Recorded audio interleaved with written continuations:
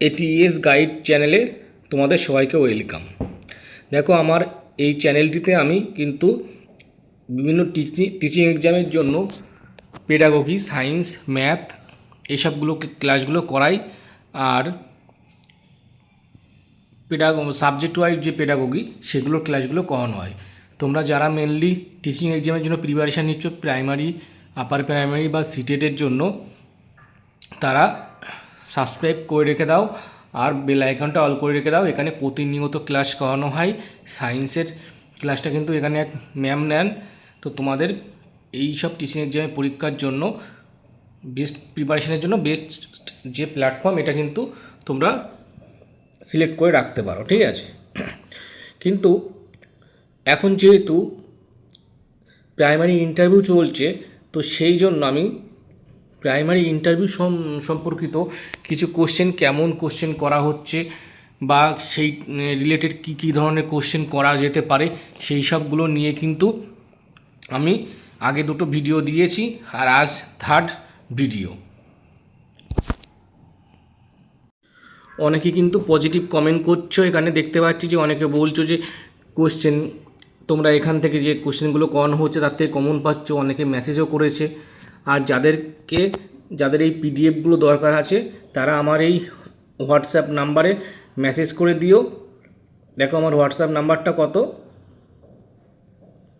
7001352576। এই নাম্বারে মেসেজ করলে আমি তোমাদেরকে হোয়াটসঅ্যাপ গ্রুপে অ্যাড করে দেবো, বা আমার ফার্স্ট কমেন্টে দেখবে, এই ভিডিওর ফার্স্ট কমেন্টে আমি আমার হোয়াটসঅ্যাপ গ্রুপের লিঙ্কটা দিয়ে দেবো। তো ওখানে অ্যাড হয়ে যেও, আমি তোমাদের এই পিডিএফগুলো ফ্রি অফ কস্টে দিয়ে দেবো। কিন্তু সবথেকে ব্যাপার হচ্ছে, এখানে যে অ্যান্সারগুলো দেওয়া আছে সেটা খুব সংক্ষেপে, কিন্তু এত সংক্ষেপে অ্যান্সার দিলে হয় না, একটু ইন্টারভিউ বোর্ডে গিয়ে গুছিয়ে বলতে হয়। তো কিভাবে কোন কোশ্চেনের অ্যান্সারগুলো বলতে হবে, বিশেষ করে এর আগে যে ভিডিওটা আমি আপলোড করেছি, মোটামুটি মোস্ট প্রবাবলি ম্যাথে যে কোশ্চেনগুলো করা যেতে পারে সেই টাইপের কোশ্চেনগুলো দিয়ে একটা ভিডিও বানিয়েছি, আর কীভাবে অ্যান্সার করতে হবে সেটা সুন্দর করে বলে দিয়েছি। তো তোমরা যদি ভিডিওগুলো না দেখো, এই সংক্ষিপ্ত অ্যান্সারে খুব সুন্দরভাবে রিপ্রেজেন্ট করাটা মুশকিল হয়ে যায়। তো ভিডিওটা দেখো আর হোয়াটসঅ্যাপ গ্রুপে অ্যাড হয়ে যাও, ওখানে আমি কিন্তু পিডিএফটা তোমাদের ফ্রি অফ কস্টে দিয়ে দেবো, ঠিক আছে। তো চলো, এখানে কী ধরনের কোশ্চেন করা হচ্ছে ওভারঅল একটা আমি এখানে সেট নিয়ে চলে এসেছি। এখানে প্রায় 40-45টা কোশ্চেনের সেট আছে। আমি পরপর দুটো ভিডিওতে তোমাদের সেটা করিয়ে দেবো। তো ফার্স্ট দেখা যায় যাওয়ার সঙ্গে সঙ্গে ওখানে গিয়ে তোমাকে যে তোমার সম্পর্কে কিছু বলো, এটাও বলতে বলছেন। আর তোমার হায়ার কোয়ালিফিকেশানটা কি সেটাও জানতে চাইছে। তো তোমার সম্পর্কে বলো, এটা জিজ্ঞাসা করা মানে এ না যে আমার বাবার নাম এত, আমার মার নামে এই, বা আমি মাধ্যমিক এই স্কুল থেকে করেছি, এত কিছু বলার দরকার নেই। সেগুলো কিন্তু সব তাদের কাছে থাকে ডেটা। তো তুমি মোটামুটি ডিগ্রিটা কোন কলেজ থেকে করেছো, বা ডিএলএডটা কোন কলেজ থেকে করেছো, ঠিক আছে। আর তোমার হবিস, এই নিয়ে দুটো একটা কথা বলতে পারো। আর হায়ার কোয়ালিফিকেশান জিজ্ঞাসা করলে সেখানে তুমি গ্র্যাজুয়েশান পাস হলে গ্র্যাজুয়েট বলবে, মাস্টার্স পাস হলে মাস্টার্স বলবে, ঠিক আছে। যে এইচএস পাস করে ইন্টারভিউ দিতে যাচ্ছ, তো সে এইচএস বলবে, সেই হিসাবে অ্যান্সারটা দেবে। এসব কোশ্চেনে অ্যান্সার দেওয়ার প্রয়োজন নেই বলে আমি এটা আর অ্যান্সারটা দিইনি, সেটা নিজেদের মতো করে অ্যান্সারটা দেবে তোমরা। এবার দেখো, অনেককে কিন্তু যেটুকু আমি খবর পেলাম, এনএএস আর এসএএস এর ফুল ফর্মটা কিন্তু জিজ্ঞাসা করেছে, বা এর কাজটা কি। এনএএস মানে হচ্ছে ন্যাশনাল অ্যাচিভমেন্ট সার্ভে, শিক্ষার্থীদের শিক্ষাগত মান পরিমাপের জন্য জাতীয় স্তরে একটা সমীক্ষা। আর এসএএস মানে স্টেট অ্যাচিভমেন্ট সার্ভিস। এনএএস মানে ন্যাশনাল লেভেলে সমীক্ষাটা করা হবে, আর এসএএস মানে কি স্টেট লেভেলে একটা সমীক্ষা করা হবে, ঠিক আছে। নেক্সট দেখো, এখানে বলা হয়েছে, এই কোশ্চেনে কিন্তু অনেকের করেছে প্রকৃত ভগ্নাংশ, অপ্রকৃত ভগ্নাংশ, মিশ্র ভগ্নাংশ, এই জিনিসটা নিয়ে অনেককে কোশ্চেন করেছে ঘুরিয়ে ফিরিয়ে। কাউকে জিজ্ঞাসা করেছে একটা প্রকৃত ভগ্নাংশ কাকে বলে, কাউকে জিজ্ঞাসা বলেছে যে সরাসরি ডেমো কিন্তু যে দিতে দিয়েছে তেমন কিছু না, হয়তো বলছে যে একটা বাচ্চাকে, ক্লাস 2 এর বাচ্চাকে বা ক্লাস 3 একটা বাচ্চাকে তুমি ভগ্নাংশ জিনিসটা কিভাবে বোঝাবে সেটা তুমি বোর্ডে বোঝাও।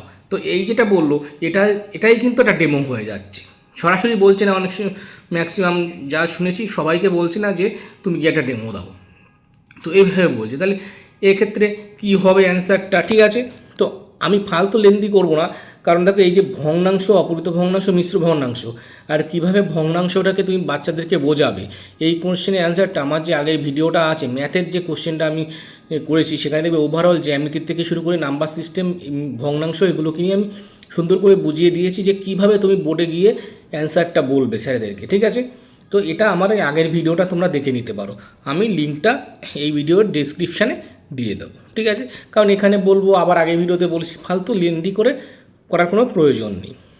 নেক্সট বলছে নবীকরণযোগ্য শক্তির উদাহরণ দিন। একজনকে জিজ্ঞাসা করেছিল, শুনলাম, কারণ দেখো এইসবগুলো কিন্তু পরিবেশের বিষয়, জিজ্ঞাসা করতেই পারে। তো একজনকে জিজ্ঞাসা করেছিল পুনর্নবীকরণযোগ্য শক্তি বলতে কী বোঝো বা কী জিনিস? তাহলে এটার কী অ্যান্সার হবে যে প্রকৃতি থেকে পাওয়া যায় যেসব শক্তির কোনো শেষ নেই, মানে অক্ষয়, সেই সব শক্তিকে আমরা বলতে পারি পুনর্নবীকরণযোগ্য শক্তি। যেমন দেখুন স্যার, কী হবে? সৌরশক্তি, শক্তি থেকে আমরা সৌর বিদ্যুৎ উৎপন্ন করতে পারি। বায়ু শক্তি থেকে আমরা টারবাইন ঘুরিয়ে বায়ু বিদ্যুৎ শক্তি উৎপাদন করতে পারি।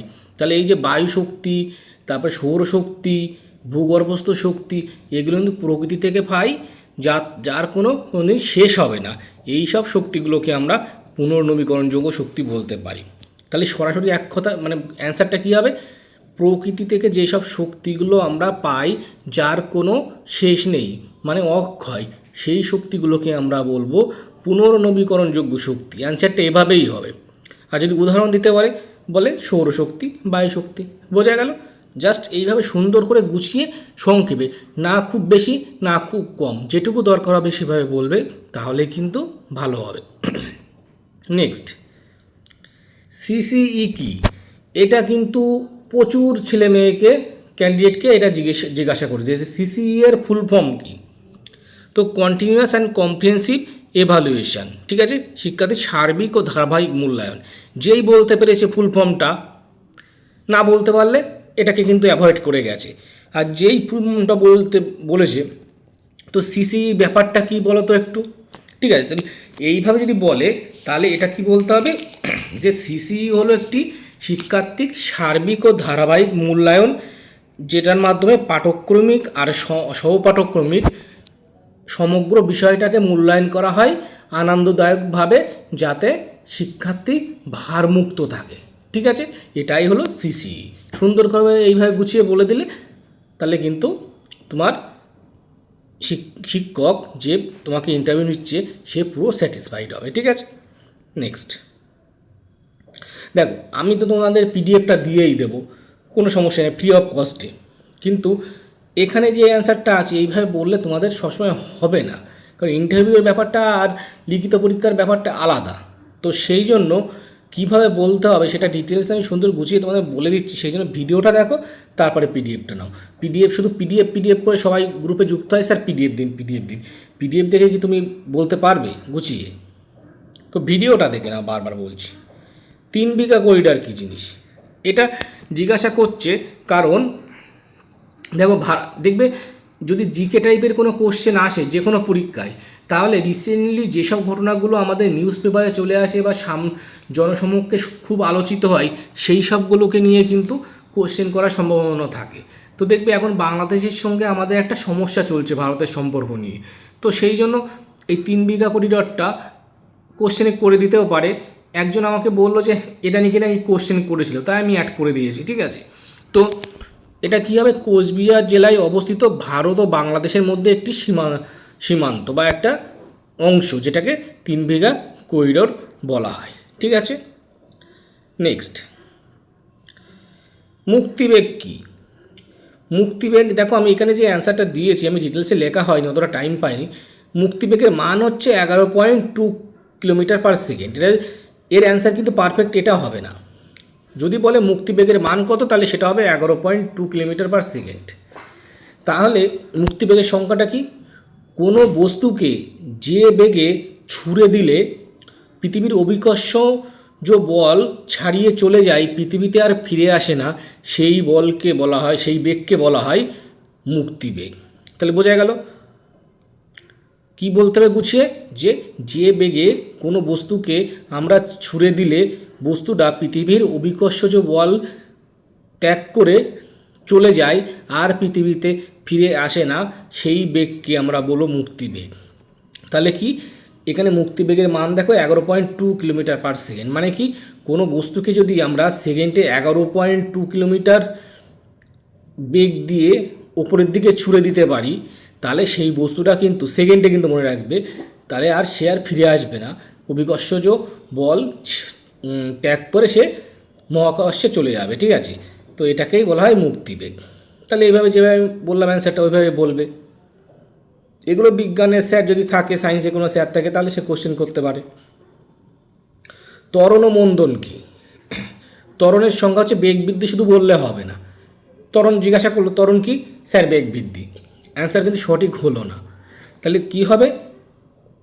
কোনো বস্তুর বেগ বৃদ্ধির হারকে, মনে রাখতে হবে, কোনো বস্তুর বেগ বৃদ্ধির হারকে বলা হয় মন্দন। ঠিক আছে, ওই মন্দন ত্বরণ। আর যদি মন্দন বলা হয়, তাহলে কোনো বস্তুর বেগ হ্রাসের হারকে বলা হবে মন্দন। বোঝা গেল? এইভাবেই জাস্ট অ্যান্সার দিয়ে দেবে। নেক্সট, এটা একটা খুব ইম্পর্টেন্ট কোশ্চেন, এটাও কিন্তু অনেককে জিজ্ঞাসা করছে, যেহেতু এগুলো পেডাগোজিক্যাল কোশ্চেন। ঠিক আছে, তো CWSN এর ফুল ফর্ম কিন্তু অনেককে জিজ্ঞাসা করছে। কী হবে? Children's with special needs. আর CWSN মানে এবার যদি কেউ অ্যান্সার দিতে পারে সঠিক, তো তাকে বলছে হ্যাঁ CWSN বলতে কোন শিশুদেরকে আমরা বুঝি। তাহলে কি বলতে হবে? শারীরিক, বুদ্ধিবৃত্তিক ও মানসিক প্রতিবন্ধকতার কারণে যেসব ছাত্ররা পিছিয়ে পড়ে তাদেরকেই বলা হবে কি? CWSN। এবার এদের সমস্যার সমাধান কি করে? তাদেরকে অতিরিক্ত যত্ন নিতে হবে, অন্তর্ভুক্তিমূলক শিক্ষার আওতায় এনে তাদেরকে সঠিকভাবে কী করতে হবে? গাইড করে, তাদেরকে সঠিক সাহায্য করে সাধারণ শিক্ষার্থীদের সঙ্গে তাদের শিক্ষাটাকে সম্পন্ন করতে হবে। ঠিক আছে, এটাই অ্যান্সার। মোটামুটি এখান থেকে 3টে কোশ্চেন আসতে পারে। ফুল ফর্ম, CWSN বলতে কোন শিশুদেরকে বোঝানো হয়, কাদেরকে বোঝানো হয়, আর তাদের শিক্ষাটা কীভাবে দেওয়া প্রয়োজন আছে। ঠিক আছে, তাহলে এটা দেখে রাখো, এটা খুব ইম্পর্টেন্ট কোশ্চেন। ঠিক আছে, পরে কি কোশ্চেন আছে দেখা যাক।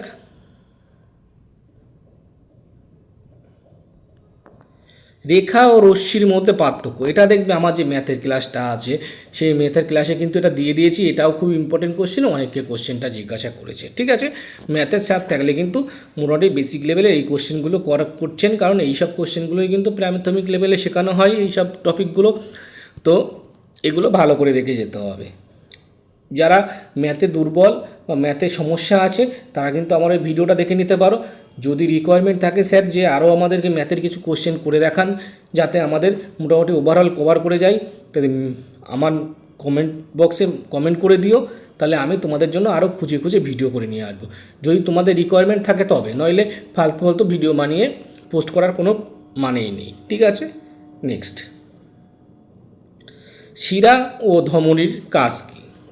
এটা দেখো তেমন কারোর কাছ থেকে শুনতে পাইনি আমি, তবু আমার কি মনে হলো আমি কোশ্চেনটা দিয়ে দিয়েছি। একটু বেসিক লেভেলে, কারণ কোশ্চেন ছোটোদের ক্ষেত্রে এগুলো ছোটো ক্লাসে আছে, সেই জন্য দিয়েছি। ধমনী মানে কি? তোমার মানে শরীরের বিভিন্ন অঙ্গ প্রত্যঙ্গ নিয়ে কিন্তু একটু দেখে যাবে ভালো করে। যদি কোনো বিজ্ঞানের স্যার থাকেন, তাহলে কিন্তু এই বেসিক লেভেলের কোশ্চেনগুলো করছেন। ধমনী কি? হৃদয় থেকে যে রক্ত বহন করে সারা দেহে নিয়ে যায়, তাকে বলা হয় ধমনী। যাতে কি সবসময় শুদ্ধ রক্ত বহন করে নিয়ে যাবে সারা দেহে। আর শিরা কি?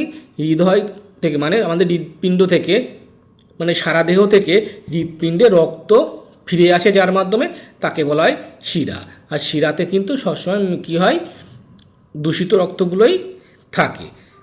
বোঝা গেল? নেক্সট, সর্বশিক্ষা অভিযান সম্পর্কে নানা কোশ্চেন করছে, কবে চালু হয়েছিল, আমার দেখবে ফার্স্ট ভিডিওতে এটা দেওয়া আছে কবে চালু হয়েছিল, কি ব্যাপার, এটা সম্পর্কে একটু সর্বশিক্ষা অভিযান সম্পর্কে একটু ভালো করে দেখে যাবে। ঠিক আছে? নেক্সট, ইউজিসি এর পুরো নাম কি? এটার পুরো নাম হবে ইউনিভার্সিটি গ্র্যান্ট কমিশন। আর এটা কী জন্য তৈরি করা হয়েছিল? কারণ উচ্চশিক্ষা প্রতিষ্ঠানগুলোর কী হবে, মান, শিক্ষার যে মান তার নিয়ন্ত্রণ করা, সমন্বয় করা, অনুদান প্রদানের লক্ষ্যে এইটা ইউজিসি গঠিত হয়েছিল। মানে ধরতে পারি ইউজিসির ফুল ফর্ম কী বললে, যদি বলে হ্যাঁ কী ব্যাপার, এটার ভূমিকা কী, তাহলে বলতে হবে উচ্চশিক্ষার প্রতিষ্ঠানগুলোর শিক্ষার মান নিয়ন্ত্রণ, সমন্বয়, অনুদান প্রদানের লক্ষ্যে এটি কিন্তু প্রতিষ্ঠা করা হয়েছিল। ঠিক আছে? নেক্সট, দেখো সুন্দর করে আমি কিন্তু তোমাদেরকে কীভাবে তোমরা অ্যান্সারগুলো করলে মানে শিক্ষক স্যাটিসফাইড হবেন সেইভাবেই কিন্তু তোমাদেরকে আলোচনা করে দিচ্ছি। তোমরা ভালো করে ভিডিওটা দেখো, পিডিএফ কিন্তু আমি দিয়ে দেবো, সে তোমরা দেখো আর না দেখো আমি দিয়ে দেবো, কিন্তু পিডিএফে যেভাবে অ্যান্সার করা আছে সেইভাবে বললে কিন্তু স্যাটিসফাইড হবে না অ্যান্সারটা। ঠিক আছে? কি বলছে, মুঘল সাম্রাজ্য কে প্রতিষ্ঠা করেন? ইতিহাস থেকে এরকম কোশ্চেন কিছু করা হচ্ছে, তার মধ্যে যেটা খোঁজ পেয়েছি এই কোশ্চেনটা দু একজনকে করেছে। মুঘল সাম্রাজ্য কে প্রতিষ্ঠা করেন? বাবর। আরও দুজন মুঘল সাম্রাজ্যের প্রতিষ্ঠাতার নাম আমি দিয়ে দিয়েছি, আকবর, শাহজাহান। ঠিক আছে? এই কোশ্চেনটা একটু জেনে রাখবে। নোবেল পুরস্কার কয়টি বিষয়ের উপর প্রদান করা হয়? এটা কিন্তু 6টি বিষয়ের উপরে। ঠিক আছে? এবার সেই বিষয়গুলো কী কী? ফিজিক্স, কেমিস্ট্রি, ফিজিওলজি বা মেডিসিন, লিটারেচি বা সাহিত্য, পিস বা শান্তি, অ্যান্ড কী হচ্ছে ইকোনমিক সায়েন্স, এগুলোর উপরে। এবার পরীক্ষায় এটাও কিন্তু তোমাদের ধরে দিতে পারে যে কোন বিষয়ের উপরে নোবেল শান্তি পুরস্কার করানো হয় না, নোবেল পুরস্কার দেওয়া হয় না। এটা মাথায় রাখবে, গণিতে কিন্তু কোনো নোবেল পুরস্কার দেওয়া হয় না গণিতের উপরে। ঠিক আছে? দেখো ফিজিক্স, কেমিস্ট্রি, তারপরে ফিজিওলজি, মেডিসিন এগুলো রয়েছে, ম্যাথে কোনো নোবেল পুরস্কার দেওয়া হয় না। ঠিক আছে? শিক্ষার্থীদের সবথেকে সহায়ক দুটি সহায়ক উপকরণের নাম লেখো। এখানে বলে দিয়েছি আমি চার্ট, তাই টিএলএম মানে টিচিং লার্নিং ম্যাটেরিয়াল। এবার তার মধ্যে তুমি বলতে পারো ব্ল্যাকবোর্ডটাকেও তুমি শিক্ষা সহায়ক উপকরণের মধ্যে ধরতে পারো, টিএলএমের মধ্যে ধরতে পারো, যেটা সামনে থাকে। ঠিক আছে? বা কোনো মানে মডেল, হাতে বানানো কোনো মডেল, এই সবগুলো বলতে পারো। মেনলি এ দুটোই কিন্তু এখানে বললে হয়ে যাবে। নেক্সট বলছে, শিশুদের যে বাংলা বইটি দেওয়া হয়েছে বা সেই বাংলা, দেখো এখানে একটু অন্যরকম হয়ে গেছে, এই দুটো আলাদা করে দিতে হবে। শিশুদের যে বাংলা বইটি দেওয়া হয় সেই বাংলা বইটির নাম কেন পাতাভার করা হয়েছে? সেটা তো বাংলা বই না করে পাতাভার নামকরণের কারণ কি? মানে বাংলা বইটার নাম বাংলা বই না করে পাতাভার করার কারণ কি? এটা কিন্তু ওই জন্যই করেছে যাতে শিশুদের কাছে সেটা আকর্ষণীয় হয় আর তাদের আনন্দদায়ক করে তোলার জন্যই এটা করা হয়েছে। ঠিক আছে? নেক্সট আর একটা কোশ্চেনই আমরা এই ভিডিওতে করব, বাকি যে কোশ্চেনগুলো এই সেটে আছে সেগুলো পরের ভিডিওতে দিয়ে দেবো। ঠিক আছে? মোটামুটি পরপরই দিয়ে দেবো, তোমরা দেখতে থাকো, প্রিপারেশনটা নিতে থাকো। যাদের ইন্টারভিউ হয়ে গেছে তাদের তো আর কিছু করার নেই, যাদের সামনে আছে তারা দেখে প্রিপারেশনগুলো নিয়ে নাও। তারপরে কি, আরাবল্লী পর্বত সম্পর্কে নানা প্রশ্ন জিজ্ঞাসা করা হয়েছে। এটা কিন্তু কেন বলো তো? আমি বলেছি যে রিসেন্ট ঘটেছে বা যেগুলো খবরের শিরোনামে এসছে সেই সবগুলোকে নিয়ে যদি জিকের থেকে কোনো কোশ্চেন করা হয়, জেনারেল নলেজ থেকে, তাহলে সেই সব বিষয়গুলো নিয়ে বা কারেন্ট অ্যাফেয়ার্স নিয়ে কোশ্চেন করা যেতে পারে। মাঝখানে দেখবে খবরে এসেছিল আরাবল্লী পর্বতকে নিয়ে ভীষণ খবর চারিদিকে ছড়িয়ে পড়েছিল, সেই জন্য কিন্তু আরাবল্লী পর্বতকে নিয়ে খবর করা হচ্ছে। আর সবথেকে এখানে যেটা ইম্পর্টেন্ট জিনিস, ভারতের সবথেকে প্রাচীনতম পর্বতশ্রেণী হচ্ছে আরাবল্লী পর্বত। ঠিক আছে? আর একটু এটা সম্পর্কে ডিটেলস একটু জেনে নিও। ঠিক আছে? তাহলে আজ এই ভিডিওতে এইটুকু থাক, বাকি এরপরে আরও প্রায় 10-15টা মতো কোশ্চেন আছে, সেটা আমি নেক্সট ভিডিওতে নিয়ে আসছি। ঠিক আছে?